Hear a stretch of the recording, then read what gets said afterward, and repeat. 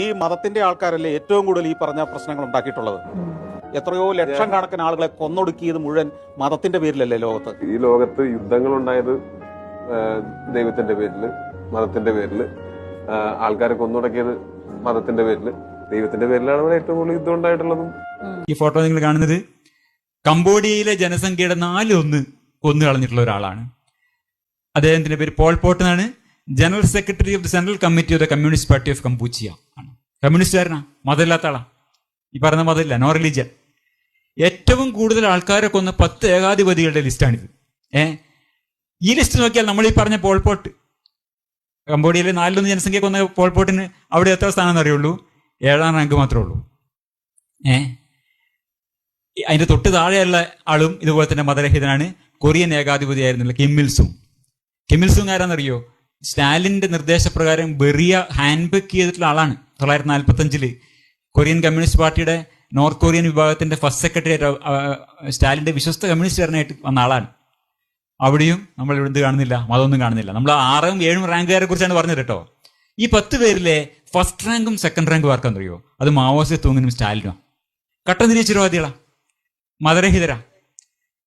നമ്മൾ നോക്കുകയാണെങ്കിൽ സത്യത്തിൽ ഈ ചരിത്രത്തിൽ നടന്നിട്ടുള്ള ഏറ്റവും വലിയ, സമീപ ചരിത്രത്തിൽ നടന്നിട്ടുള്ള 150 കൊല്ലത്തിനിടെ നടന്നിട്ടുള്ള ഏറ്റവും വലിയ ഈ 10 നരഹത്യകളില് ഒക്കെ നമ്മൾ എടുത്തു നോക്കിയാലും മതം പ്രാഥമികമായ വിഷയം വരുന്നത് വളരെ വളരെ വിരളമാണ് നമുക്ക് പറയാം.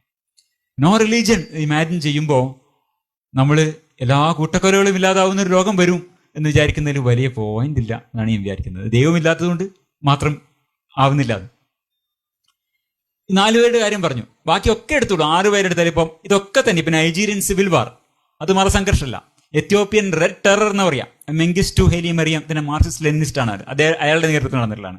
പിന്നെ ആർമീനിയൻ ജിനോസൈഡ് മതപരമാണോ എന്ന് ചോദിച്ചാൽ വേണമെങ്കിൽ ആണ് എന്ന് കൂടി പറയാം, ഒരു നേരിയ ബന്ധമുണ്ട്.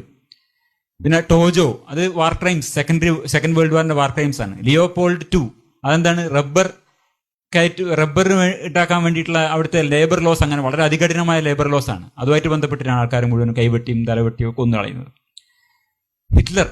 ഹിറ്റ്ലറും നമുക്ക് ക്രൈസ്റ്റിനെ കൊന്ന ആൾക്കാരാണെന്നുള്ള നിലക്കല്ല ജൂതന്മാരെ വേട്ടയാടുന്നത്. അത് വേണമെങ്കിൽ അതും കൂടി ഇരുന്നോട്ടെ മതത്തിന്റെ പേരിൽ.